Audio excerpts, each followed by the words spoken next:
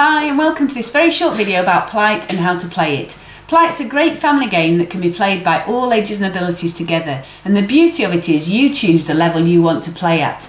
So for example, today we're just going to show you 4 different players playing together, and the first one we'll assume is a very young player who's just starting to use numbers, so they're just going to use number recognition. We'll remove these 5 red dice and just use the 1 black master dice. If they throw that and correctly recognise that it's a 5, they can move forward by counting their way along the board. 1, 2, 3, 4, 5. Next player. So the second player comes along, and this player is also a young player. Might not sound like it, but honestly they're a young player. And they're going to play 2 times tables. So they're going to fix one of the dice on 2 and then just throw the master dice. So in this case they've got an 11 times a 2. If they can work out that's 22, they will move 11 places along the board. And the way they tend to, when we started, the way we started with 2 times tables with our daughter who was 5 at the time, she'd just count 1, 2, 3, 4, 5, 6 until she got to the right number. Okay, our third player is a little bit more advanced, and they're going to throw the 2 dice freely. They know all their times tables, or they're just starting to learn them. So they would start with 4 times 9. 4 9s, if they correctly answer that that was 36, they'd move forward by 4 spaces on the board. And then we move on to the fourth player, who is a little bit more advanced, and they're combining dice together. So they've gone beyond basic times tables and they're now really getting into understanding numbers. So they're going to do 3 dice, 11 times 11 times 4. And we then get on to tips, and this is where the tips on the website are really useful. So we'd say 11 times 4 is 44, times 11 is 44 times 10 plus 44. And 44 times 10 is 440, because you just put a 0 on the end, and you add on to that 44, so it's 484. If they correctly answer that, they move forward 11 spaces. Down to there. Okay, so our players have been playing Plyt regularly for the last couple of weeks, and they've now got a lot more confidence with numbers. So we join them part way through a game here. Our first player, who was just throwing the master dice and doing number recognition, has now moved on to adding dice. And they can add as many dice as they want, so they could throw all 6 and add them. But in this case, we're just going to do 2. So we'll just throw the master dice and one of the red one, and they've got to add those numbers together.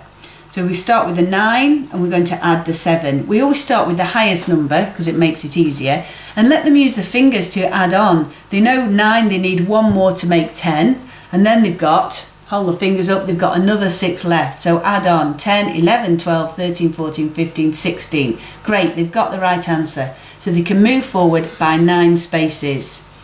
That takes them on to 81. Okay. That's the wrong piece. Sorry. Don't be moving my piece. That takes Don't be moving my piece. to 90, yes. A Plyt square. If you land on a square with a Plyt logo on, then you take a chance card. Take the top one.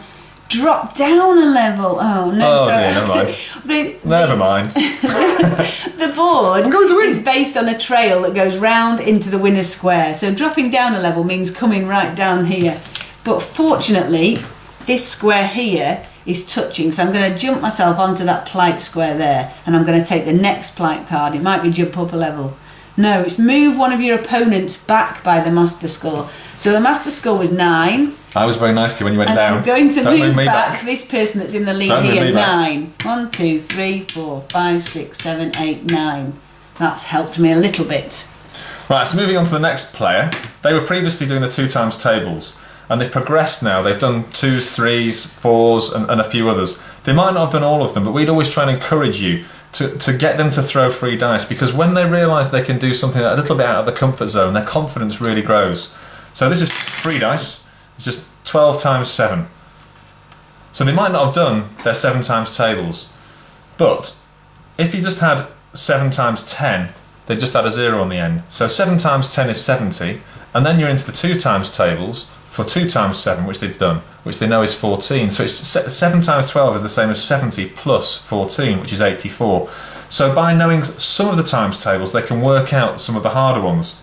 And if they get that right, they then move 12 round the board. And this is this one here, goes up to 84, zooming into the lead.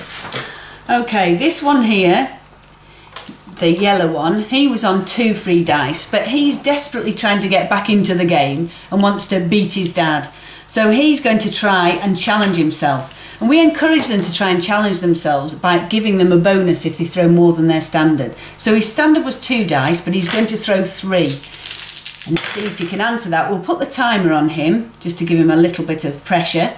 Right, we've got a 5, a 7 and a 4. What we always recommend is putting your 5 with an even number if you've got one, because it makes a number that ends in 0, which makes it a lot easier to multiply. So we've got 4 5s, which we know are 20, times 7. 20 is the same as 2 times 10. We know 2 7s are 14, times 10, 140. Brilliant. He's got it right within the time, so he can move forward by 4 spaces, 1, 2, 3, 4 on his master score, plus a bonus of 4, 1, 2, 3, 4, which gets him back to within contention. Right, so the other player was previously on 3 dice, and over time they've been doing 3, they got that easily. They've then been doing 3 with a 4 with a bonus, and they were still getting that easily. So now they've moved their standard up to 4. So this player, again, it's a really good example to some of the younger players if the adults are improving their standard, because it gives the child something to aim for. So in our family, our son, even straight away when he learnt his basic times tables, he wanted to be throwing 4 and 5 dice. Even though he'd miles away from his comfort zone, he just really wanted to compete with the older players and be as good as them. So this player here is throwing 4 dice, if you can get them in the tray. And they've got 2, 5, 8 and 3. Again, the timer will be on, and what we're trying to do is see the combinations of dice to make this easy. So 5 times 2 we know is 10, so that's really easy. 8 times 3, 24, and then 24 times by 10 is just simple 24 with a 0 on the end, so 240. So in this case the player moves 2 for doing 4 dice. A really important thing that we realise with our children, and actually for everybody, is to say it out loud. You think that if you do mental maths that it should all be in your head, but the more that you can say out loud to explain how you're working it out, it really helps the younger children to understand what's going on and to then become more confident themselves, and encourage them to say it out loud as well, because then you can see their thought processes. And I think the other thing is that it is competitive, but it's not win at all costs. And you just need to find the right level. So sometimes when we first started out, we used the timer sometimes.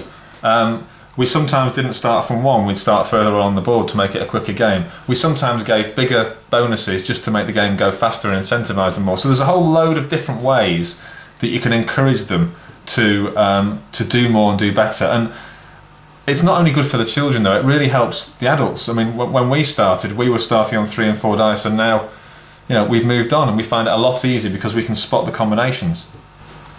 There are loads of tips and options on the website plyt.co.uk, and the aim of the game is to make it fun. If you make it fun, you will not realise, your children won't realise they're even doing numeracy, and that's what we've found. That's why we still play today, and we've been playing for 4 or 5 years.